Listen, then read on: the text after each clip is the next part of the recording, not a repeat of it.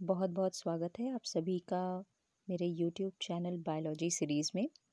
मैं दिव्या शुक्ला आज लेकर आई हूँ जनरल साइंस के कुछ महत्वपूर्ण क्वेश्चंस। ध्यान दीजिएगा, इसमें लगभग 10 सवाल हैं और ये सारे सवाल प्रीवियस ईयर क्वेश्चंस हैं, यानी कि पिछले साल के प्रश्न पत्रों में आए हुए हैं। तो बहुत ध्यान से इस वीडियो को देखिएगा। मैं आपको सारी चीज़ें इसमें बताती हुई चलूँगी, बहुत बारीकियों से इसे समझिएगा। और अगर वीडियो अच्छा लगे तो इसे लाइक, शेयर और सब्सक्राइब करना, मेरे चैनल को सब्सक्राइब करना ना भूलें, ताकि फ्यूचर में आपको ऐसी वीडियोस मिलती रहें। अगर आज के ट्रेंड में देखें तो कॉम्पिटिटिव एग्ज़ाम्स में साइंस के क्वेश्चंस का एक मेजर रोल होता है। बहुत ही बेहतरीन, या मैं यूँ कहूँ तो क्वालिटी क्वेश्चंस आजकल साइंस के आते हैं। तो आपको फोकस करना है फिज़िक्स में, केमिस्ट्री में, बायो में। बिल्कुल घबराने की ज़रूरत नहीं, बहुत आराम से चीज़ों को पढ़ेंगे। आज हम सिर्फ 10 सवालों को देखेंगे। अगली स्लाइड्स में, अगली वीडियो जब मैं बनाऊंगी, जैसा आप कहेंगे, क्वेश्चंस के नंबर को बढ़ाए जा सकते हैं। जी हाँ, यदि आप कहेंगे तो क्वेश्चन के जो नंबर हैं, नंबर ऑफ क्वेश्चंस बढ़ाए जा सकते हैं। तो चलिए स्टार्ट करते हैं आज के वीडियो से। हमारा पहला क्वेश्चन है, कौन सी बीमारी दिल से संबंधित नहीं है? यानी कि कौन सी ऐसी बीमारी है जो हृदय से संबंधित नहीं है? ध्यान दीजिएगा, यहाँ पे अगर आप क्वेश्चन को देखिएगा तो एन्यूरिज्म, कार्डियोमायोपैथी, मायोकार्डियल रप्चर जैसे आपको कुछ टेक्निकल टर्म्स मिलेंगे। जिन स्टूडेंट्स का बायोलॉजी का बैकग्राउंड है वो तो इन चीज़ों को आराम से एलिमिनेशन कर सकते हैं, आराम से उनको ऑप्शंस निकल जाएगा, लेकिन वो स्टूडेंट्स जिनका बैकग्राउंड बायो का नहीं है उन्हें थोड़ी प्रॉब्लम होगी। तो बिल्कुल घबराने की ज़रूरत नहीं, यहाँ ध्यान दीजिएगा। यहाँ पे ऑप्शन सी में देखिए, एक डिजीज़ है जिसका नाम है डिप्थीरिया। ऑप्शन सी के मैं बात कर रही हूँ, डिप्थीरिया। डिप्थीरिया एक तरीके की बैक्टीरियल डिजीज़ है, यानी कि बैक्टीरिया जीवाणु जनित रोग है, या मैं यूं कहूँ तो बैक्टीरिया से होने वाला रोग है। अब सवाल अगर आता है कि ये किस बैक्टीरिया की वजह से होता है, तो बैक्टीरिया का नाम है कॉर्नीबैक्टीरियम, कॉर्नीबैक्टीरियम डिप्थीरी। डिप्थीरी, घबराइएगा नहीं नाम देखकर कि बहुत बड़ा नाम है, कैसे याद करेंगे। आपको बिल्कुल याद नहीं करना है चीज़ों को, आप समझते हुए चलिए। देखिए, कॉर्नीबैक्टीरियम डिप्थीरी, अगर आप इस डिप्थीरी पे ध्यान दें तो आप आराम से इस बीमारी को कोरिलेट कर सकते हैं डिप्थीरिया। डिप्थीरिया एक ऐसी बीमारी है जिसमें होने पर आपको जो सिम्टम्स दिखेंगे, जैसे बुखार का होना, गले में दर्द होना, शरीर में सूजन का आ जाना, मतलब यूं कहें तो ये हृदय से संबंधित बीमारी बिल्कुल भी नहीं है। ठीक है, आगे बढ़ते हैं, दूसरे सवाल पे आते हैं। दूसरा सवाल ये कहता है कि निम्नलिखित में कौन सा एक क्षारीय या एल्कलाइन नहीं है? जी हाँ, ध्यान दीजिएगा, क्या है? निम्नलिखित में कौन सा एक क्षारीय या एल्कलाइन नहीं है? तो ऑप्शंस की मैं अगर बात करूं तो आपके सामने ऑप्शंस में है सोडियम, पोटेशियम, लिथियम या सल्फर। ऑप्शन नंबर डी पे ध्यान दीजिए, सल्फर।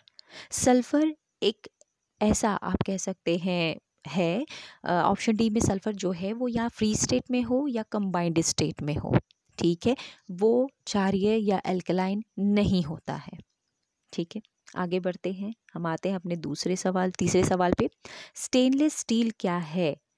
ये बड़ा अच्छा क्वेश्चन है, आपको कई बार एग्जाम्स में ये देखने को मिल जाता है। यहाँ पे तो फिलहाल ये पूछा गया है कि स्टेनलेस स्टील क्या है, क्या ये यौगिक है, कोई मिश्रण है, क्या ये कोई तत्व है, या फिर मिश्र धातु है? देखिए, तत्व तो बिल्कुल भी नहीं होगा, ये कोई एलिमेंट नहीं है, यहाँ से आप एलिमिनेट करिए इस ऑप्शन को। मिश्रण है, ठीक है, लेकिन किस चीज़ का मिश्रण है? यहाँ पे ऑप्शन डी ज़्यादा परफेक्ट बैठ रहा है, यानी कि ये एक मिश्र धातु है। जी हाँ, कई सारे मेटल्स को मिलाकर क्या बनता है? Stainless steel. स्टेनलेस स्टील के बर्तन हमारे घरों में पड़े हुए हैं, बहुत ही इकोनॉमिक हैं, हम बार बार इनका उपयोग कर सकते हैं, और इनकी खास बात क्या होती है कि इनमें कभी भी जंग नहीं लगता। अब सवाल आता है कि किन किन धातुओं को मिलाकर हम इन स्टेनलेस स्टील का निर्माण कर सकते हैं। तो इसके लिए मैं आपको ले जाना चाहूँगी डिस्क्रिप्शन में। जी हाँ, ध्यान दीजिएगा, इस डिस्क्रिप्शन में बहुत ध्यान से देखिए क्या चीज़ें लिखी हुई हैं। स्टेनलेस स्टील इस्पात का मिश्र धातु है, इसमें लोहा यानी कि आयरन, कार्बन यानी कि सी, क्रोमियम, देखिए यहाँ क्रोमियम लिखा है, आप ध्यान दीजिएगा, ये क्रोमियम होगा Cr, और निकल, जी हाँ, इन 4 मेटल्स के योग से बना हुआ है स्टेनलेस स्टील। क्वेश्चन ये आता है, ये इंपॉर्टेंट है, आप इस पे ध्यान दीजिएगा। बिल्कुल आप याद कर लीजिए कौन कौन से मेटल्स हैं, आयरन, कार्बन, क्रोमियम या निकल। ठीक है, चलिए आते हैं अपने दूसरे सवाल पे।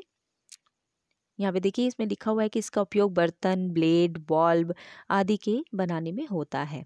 चलिए नेक्स्ट सवाल पे आते हैं, देखते हैं मानव श्वसन में क्या छोड़ा जाता है। बहुत ही इजी सा सवाल, ये तो एक छोटा सा बच्चा भी बता देगा कि मानव श्वसन में यदि हम श्वसन की प्रक्रिया की बात करें तो जब हम गैस को इनहेल करते हैं, श्वसन की प्रक्रिया में हम कौन सी गैस लेते हैं यदि सवाल पूछा जाए तो हम कहते हैं O2। ध्यान दीजिएगा, हम जब सांस लेते हैं तो गैसों का मिश्रण लेते हैं। देखिए कंफ्यूज नहीं होना, मेरी बात समझते रहिए। जब हम सांस लेते हैं तो ऐसा थोड़ी है कि हम हवा में से ऑक्सीजन फिल्टर करके लेते हैं, जी नहीं, हम पूरी ऑक्सीजन, ऐसी नहीं है कि हमने सिर्फ ऑक्सीजन लिया, हम पूरी वायु लेते हैं। ठीक है, हाँ, जो वायु हम श्वसन की प्रक्रिया में लेते हैं उसमें ऑक्सीजन की मात्रा कार्बन की अपेक्षा ज़्यादा होती है। इसीलिए हम डायरेक्टली क्या कहते हैं कि जब हम इनहेल करते हैं, सांस लेते हैं, तो हम ऑक्सीजन गैस इनहेल करते हैं। वैसे तो करते क्या है, पूरी की पूरी वायु।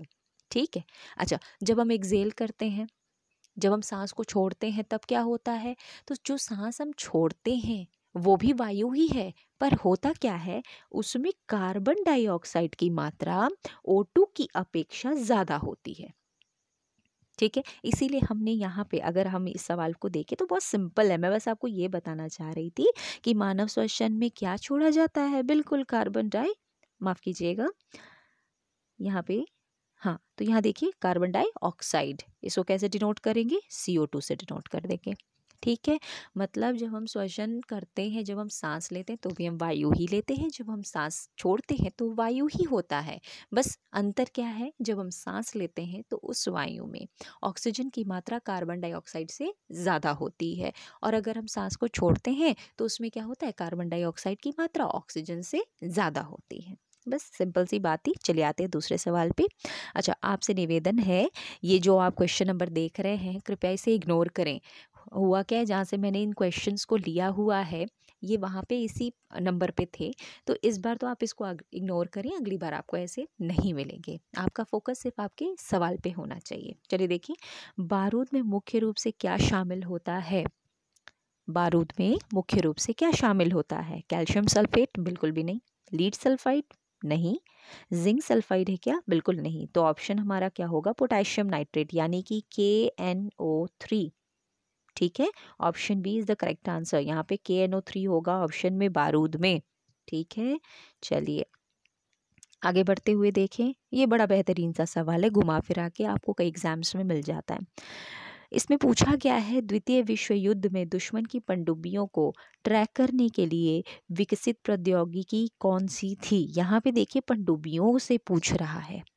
मेरी एक चीज़ जान लीजिए, एक बात जान लीजिए, जब भी पनडुब्बियों या समुद्र तल की गहराई या समुद्र के अंदर स्थित मलबा, ठीक है, या कोई डूबा हुआ जहाज आदि के बारे में जानना होता है तो हम सोनार विधि का उपयोग करते हैं।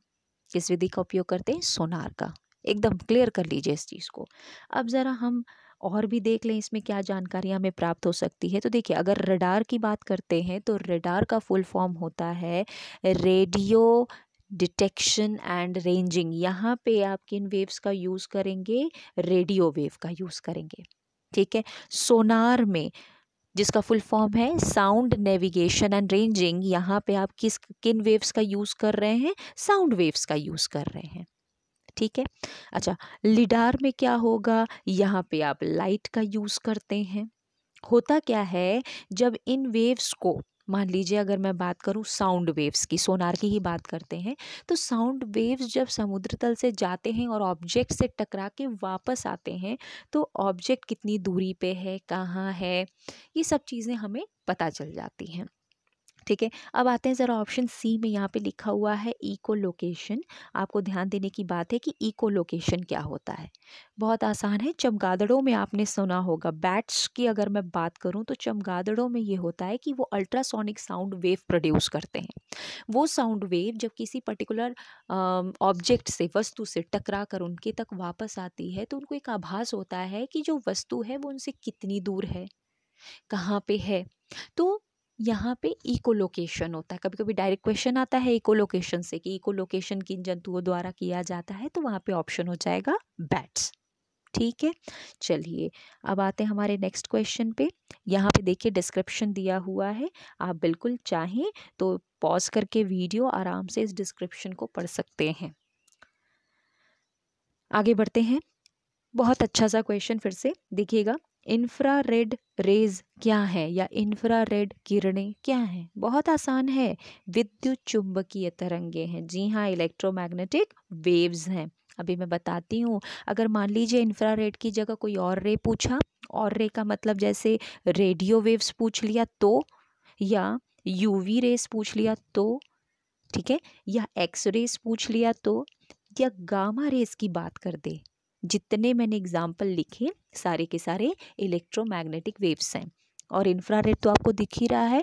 तो इलेक्ट्रोमैग्नेटिक वेव्स में कौन कौन से एग्जाम्पल आ जाएंगे, इंफ्रारेड रेज किरणें, radio waves, UV rays, X rays या गामा रेज। ठीक है, ध्यान दीजिएगा, गामा रेज। चलिए अब यहाँ पे ये देखते हैं कि ऊपर के जो तीन है, यानी कि लॉन्गिट्यूडिनल वेव, ट्रांसवर्स वेव या मैकेनिकल वेव्स क्यों नहीं हो सकता। तो मैकेनिकल वेव्स, या मैं यूँ कहूँ तो यांत्रिक तरंगे, जो मैकेनिकल यहाँ चलिए देखिए, जो मैकेनिकल वेव है ये ऑलरेडी दो टाइप की होती है। ठीक है, एक होता है लॉन्गिट्यूडिनल वेव और दूसरा होता है ट्रांसवर्स वेव। ठीक है, अच्छा तो कैसे फ़र्क करें, तो देखिए एक मैं छोटी सी बात आपको बता रही हूँ कि लॉन्गिट्यूडिनल, माफ़ कीजिएगा, ये जो लॉन्गिट्यूडिनल वेव्स हैं इनको ट्रांसमिट होने के लिए एक मीडियम की ज़रूरत पड़ती है।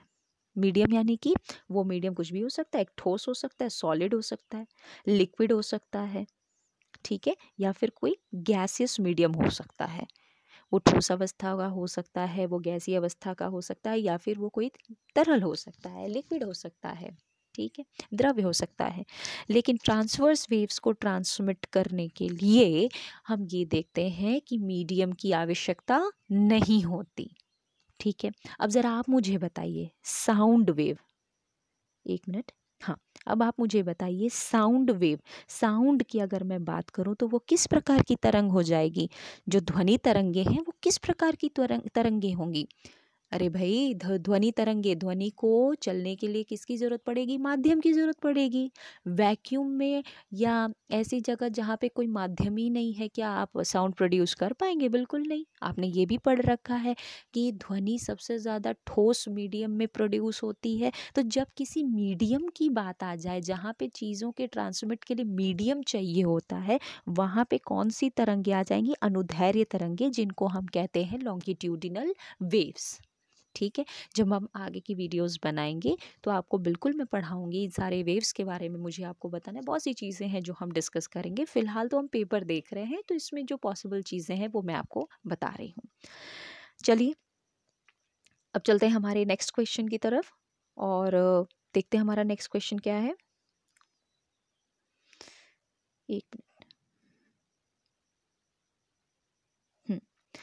देखिए यहाँ पे आपको बहुत अच्छे से डिस्क्रिप्शन दिया हुआ है, आप चाहें तो इसको पढ़ सकते हैं, मैं स्किप कर रही हूँ।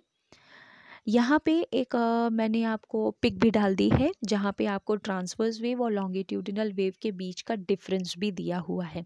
आप चाहें तो इसे पढ़ें, कोई भी प्रॉब्लम होती है आप मुझसे पूछ सकते हैं। मैं इसलिए अभी इसको रोक रही हूँ क्योंकि फर्दर वीडियोस में जब हम पूरा चैप्टर पढ़ेंगे, जैसा आप कमेंट करेंगे मैं वैसा करूँगी, जब हम पूरा चैप्टर पढ़ेंगे ना तो वहाँ पे ये सब चीज़ें डिस्कस करने में ज़्यादा अच्छा लगेगा। ठीक है, अभी बस हम ये देखते हैं कि क्वेश्चन कैसे हमें सॉल्व करना है। ओके, चलिए फर्दर आते हैं। नेक्स्ट हमारा जो क्वेश्चन है वो ये कह रहा है कि निम्नलिखित में कौन सा विद्युत का सुचालक नहीं है। विद्युत का सुचालक पूछा है, ध्यान दीजिएगा।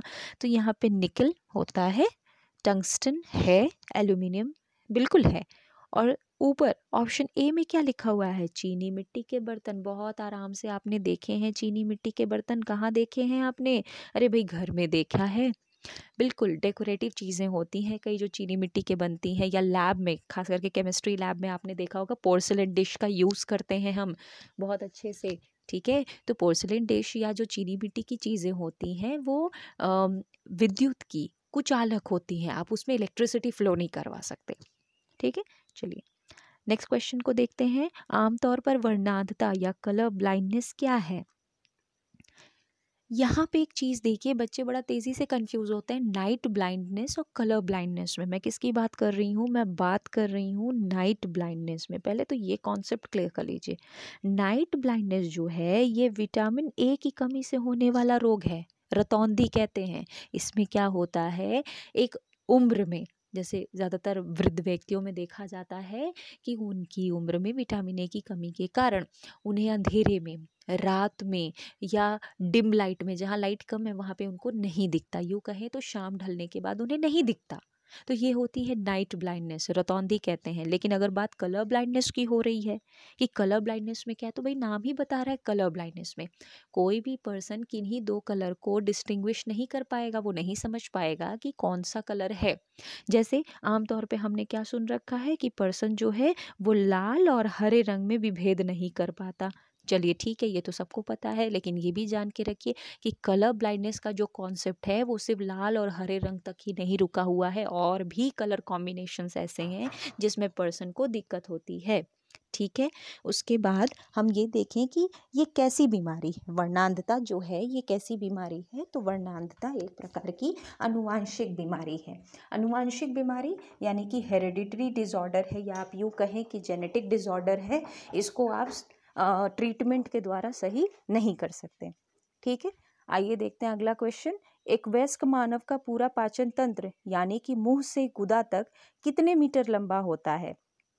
अगर यहाँ पे मीटर की बात कर रहा है तो 9 मीटर लंबा होगा एक वयस्क मानव का पूरा पाचन तंत्र, यानी कि माउथ टिल एनस कितने मीटर लंबा होगा, 9 मीटर की लंबाई होगी। चलिए ये था हमारे वीडियो, आज के वीडियो का लास्ट क्वेश्चन। ठीक है, आपसे बस एक ही रिक्वेस्ट है, आप वीडियो को अगर देखते हैं, आपको अच्छा लगता है तो उसे लाइक करें, शेयर करें, चैनल सब्सक्राइब करें। और दूसरी बात, कमेंट बॉक्स में बिल्कुल कमेंट करें कि आपको वीडियो कैसी लगी, अपने सजेशंस अपने दे सकते हैं।